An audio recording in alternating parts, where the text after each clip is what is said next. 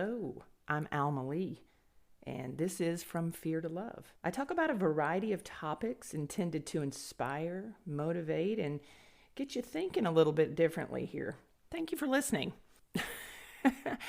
I, I wanted to come and record this morning, and I got to get out of my head a little bit because I keep getting these notifications. I travel a lot for work. I fly to work once a month.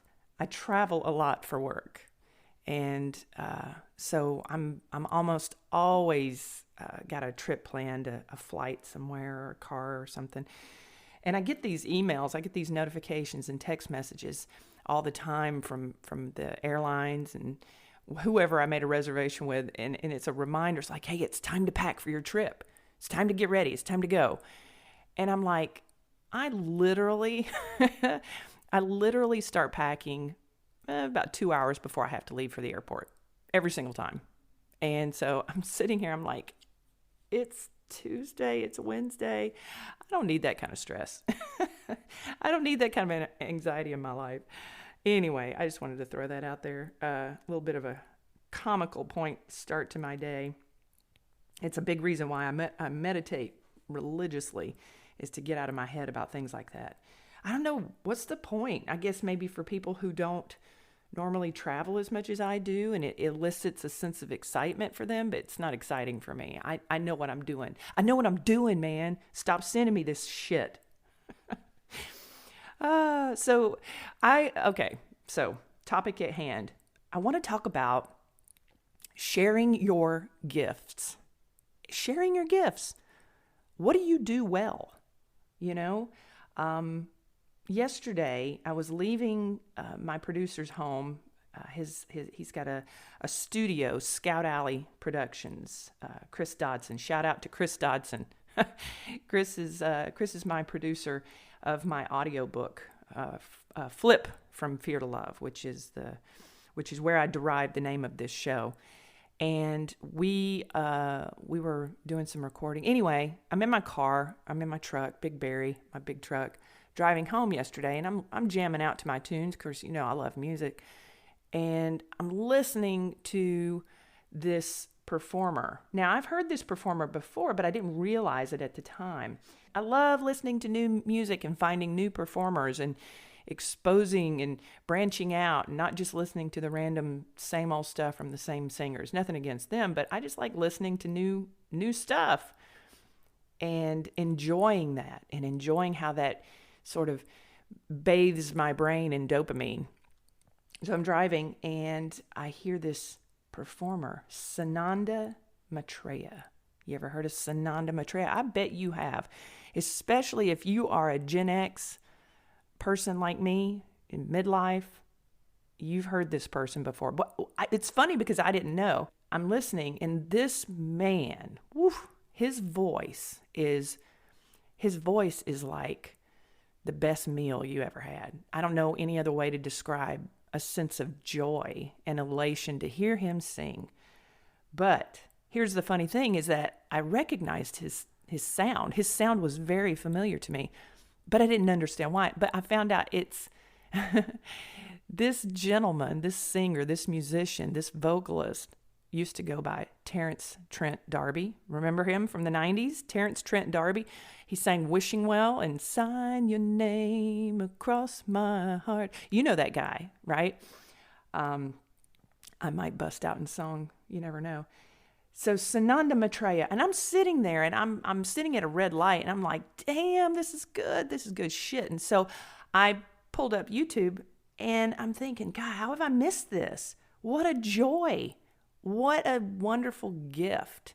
And my brain, working the way that my brain works, is I start going down the rabbit hole. And what I mean by that is, I'm like, what if I'd never found him? But more to the point, what if he never became a singer? Like, I felt like I got a gift yesterday. Like it was my flipping birthday or Christmas, and it was such an elation. I thought, God, what if he became successful in some other realm where our lives did not intersect? Like, what if he owned a plumbing company, on the West Coast somewhere, and Is a successful business where he employed hundreds of people, but it was a business, and I never got to hear his voice. And so that is what I want to talk about today. I know. I cannot imagine a world without creativity and people sharing their gifts. And that's what I want to talk to you. That's you, the listener. What is it that you do well? And better yet, are you sharing that? Are you showing yourself off? Or are you muting yourself? Are you withholding your talent? What do you do? And it could be a trade. It could be something that you are especially skilled at, woodworking, plumbing, going back to the other, and somebody needs a good plumber. Somebody needs somebody who can repair drywall really well, efficiently, quickly. I'm sitting here in my office and I see some repairs that need to be completed in my home. Just normal stuff that I'm not sure I can deal with that on my own. Those talents, those things are gifts. I know that I didn't know what my gifts were for many years. For a long time, I didn't realize what my talent was and how could I affect the world in a positive, encouraging, inspirational, motivational way. So what do you have? And better yet, why aren't you sharing it? If you know that you're good at something, why aren't you sharing it? Do you have a fear of failure? Do you think that you're delusional and that you're the only person that thinks you're good at it? I share this. I don't know if I've shared this on my podcast yet, but I sing karaoke. I have sung karaoke for probably since 1994, and I do it badly most of the time. But I do it because I love it, and I love what it does for me. I love how I feel when I do it. I think the reason that I did it initially because I was getting that external validation because I had not yet embarked upon my own personal healing journey from my childhood trauma. And little did I know at the time when I would get up and sing that when people would praise me, "Oh, Alma, that was wonderful. You did such a great job. I love that song." I mean, in the back of my mind, subconsciously, I know it wasn't all that, but it feels nice to be appreciated. And so that kind of gave me a little bit of a nudge to break out of some old mindsets. And I mean, there was a point in time where I was doing contests and trying to cultivate, maybe I could be a singer, maybe I could be in a band one day. I definitely considered that. But I think I'm a realist when it comes to, the expectation of being really good and to a point where you can focus on that. And I wasn't focusing on it. But anyway, getting to the point of what is my gift and what I share. Well, I think the whole karaoke journey for me was something that helped me to cultivate the confidence that I have today in public speaking. Aha, yes, there's my aha moment. And I'm open with it and I enjoy it. Like I literally love speaking to large audiences. I thoroughly enjoy knowing that by my sheer delivery of a message, that it's actually affecting people's lives in positive ways. And I want to do it because I feel like the messages that I deliver are helpful. The information that I give, the things that I've learned in my clinical work have effectively changed people's lives. That's huge. And what if I never started singing karaoke? What if I never embarked on that aspect of who I am? What if I stayed a cop when I was in the military? What if I did that and I leaned into that? And wouldn't have been anything wrong with it. Wouldn't have been anything. It's an honorable thing to be a police officer for sure. There wouldn't have been anything wrong with that. But I had the opportunity given to me by the universe, whatever, random occurrence, you name it. Could have been anything. But I evolved into where I am today, to this moment right now with you, the listener, sitting there. And there is something inside of you that you need to share, that you may very well possibly not be sharing with the world. What is that? Are you an artist? Do you know how to build something, create something with your hands? Are you writing stories that you're not sharing with people because you're afraid that they're going to laugh at you? Well, here's what I'll say to that. 100% guaranteed. If you share something with the world, whatever that is, whatever your talent is, whatever your gift is, and you openly and willfully make yourself vulnerable to other people's critiques, I guarantee you that somebody will beat you down. You will absolutely, without question, have people out there that tell you that you suck. That is just the way the world is. The sooner that you get used to that idea, the sooner that you grow into the comfort in knowing that people will try to break you down, because your confidence will make broken people feel uncomfortable. And it's easier to break you down and keep you in your place than it is for them to acknowledge the work that they need to do. So get comfortable with that. Get comfortable with knowing that when you share your talent, your gift, whatever that thing is that you do well, that you want to give to other people, when other people will find a reason to critique that, and that can trigger your own trauma, that can trigger your own insecurities, that can make you second guess yourself about how talented you are. Once you get used to that, man, think about the power in that.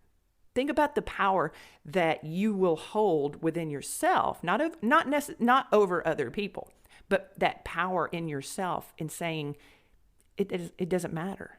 I'm going to do this anyway. I'm going to share this with the world anyway.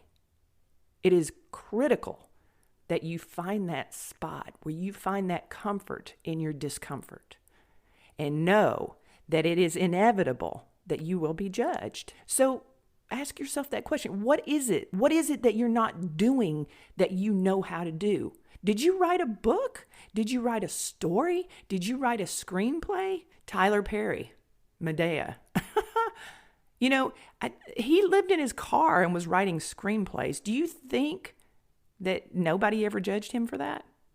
Dude, get a real job. That's probably what he heard. Stop writing. You need to pay your bills. You need to get an apartment or a house or something. You need to do something that's got a little bit of a guarantee to it.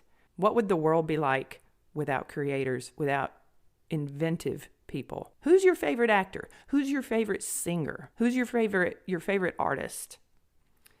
Who is someone who does something really well that you appreciate? And maybe you're the biggest cheerleader. Maybe you're their biggest fan, but you still appreciate it. What would the world be like without that person and their talent and what they volunteer? Understand, what is it that's getting in your way? What is your barrier to sharing your talent? I know for me, in looking back on how my personality developed, my personality, when I was a small child, I've always been a gregarious personality. I've always been loud. I've always been vocal. I've always, as I was told, wanting attention, wanting to be the center of the stage, wanting to be all eyes on me, wanting people to pay attention to me. And I can remember being a little kid and being made to feel that that was wrong, that it's wrong to want attention. You should be meek. You should be demure. I had a guy tell me not too long ago that he was, I guess he was quoting the Bible, I'm not sure, but he said something about, it's rare to find a meek woman. And I'm like, you damn right. You need to keep looking if that's what you're looking for, because that's not me. And I'm not disparaging women who are submissive in their energy and not wanting to, be vocal and center of attention, but it's not me. And I'm not going to become something that I'm not. And that's my talent. That's what I do. That's what I want to share. And by sharing my voice, I'm hopeful that by doing so, it helps you find yours. It helps you to feel empowered to move forward in sharing what you have. I mean, think about it. What's the worst that could happen? Maybe you knit, or maybe you quilt, or maybe you paint, or maybe you cook. I think that that's an underappreciated art that a lot of people can achieve and attain that maybe they don't share as much of. And maybe they just do it because it's, something that's expected of them.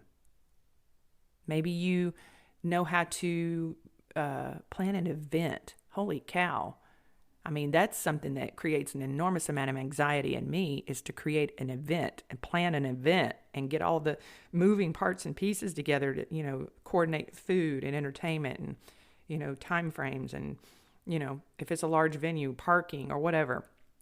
And there are people out there that just move through that smooth as silk because that's how their brain works. And they love it. They love the planning aspect of it. I could sit here all day and talk about a variety of traits and trades and artistic talents that people sort of restrict in themselves, and they don't share it with the world because they're fearful of either failure or judgment, or fearful of themselves. Maybe you get in your own way. I mean, for me, I was always fearful of being, said that you're just you're an attention whore. And you know what I do? You know what I do with that now? If you followed any of my shows or listened to my lives on social media, that's one of the first things that I will tell you is that, yes, I am an attention whore. I lean into a little bit of the Howard Stern mentality because you cannot make fun of Howard Stern. I mean, you can, but it's going to fall flat. And the reason why is because he's the first person that's going to do it. So he takes away the power. So I'm not going to deny that I'm an attention whore. I love it. I love it because it gives me the platform that I need in order to affect positive change in the lives of other people, because that's my thing. That's what I do. I became a social worker because I wanted to help people, not realizing how that background, I thought I was going to be a cop forever in the military. Nope. I thought I was going to work for the TSA forever. Nope. Nope. I thought I would be, married into the Army and stay into that situation and, raise my kids and, finish my degree and maybe just find a job as a therapist somewhere and do that for the rest of my life. Nope. And all of those journeys, I can see how it's been a chess game that has lined up to get me right where I am today. And you know what? I might not be a podcast host for the rest of my life. I'm certain that I'm going to find other avenues to involve myself in as a means to evolve on this journey. And I just want to encourage you to do the same thing and not mute yourself. My sweet mother-in-law used to tell me, Lee, don't hide your light under a basket. And at first I didn't know what she meant by that, but I do now very clearly. And you should never turn down or dim yourself to make other people comfortable. Other people need to measure up. And if the people in your life, whether that's family or friends, whatever, the people that you encircle yourself with, if they are not your biggest damn cheerleaders, it is time to find new cheerleaders. It is time to find people that are 100% in your circle. They want to see you cultivate those gifts. They want to see you shine just as much, if not more so than you do. Maybe they believe more in you than you do. So that's the message of today is, what do you do well that you're not sharing with the world? I look at social media, I look at Facebook, Instagram, you name it, TikTok. I'm on all of them. I'll lurk a little bit on some more so than others, but I'll see somebody post something and I'll think, you know what? I wonder if they were unsure about that. I wonder if they were unsure about posting those videos of those crocheted pot holders that they made. And me knowing that this person has a severe autoimmune disorder and it's difficult for them to just sit upright, let alone to crochet something, I admire the hell out of that. I admire their ability to push forward regardless, despite the pain that they're in, that I know, physical pain, they've had surgery after surgery, just as a means to live their life. And this person's my age and struggling. And she had the wherewithal to post photographs of these beautiful knitted I think they were washcloths and pot holders. And they were lovely. And I'm sitting there thinking, I can't do that. I can't do that. I don't know how to crochet. Are you kidding me? Beautiful. Gorgeous. Takes an enormous amount of courage to share something. And you know what? I guarantee you there's people out there going like, why is she posting pictures of pot holders? Who gives a shit about pot holders? Ugh, whatever. And keep scrolling. You know what?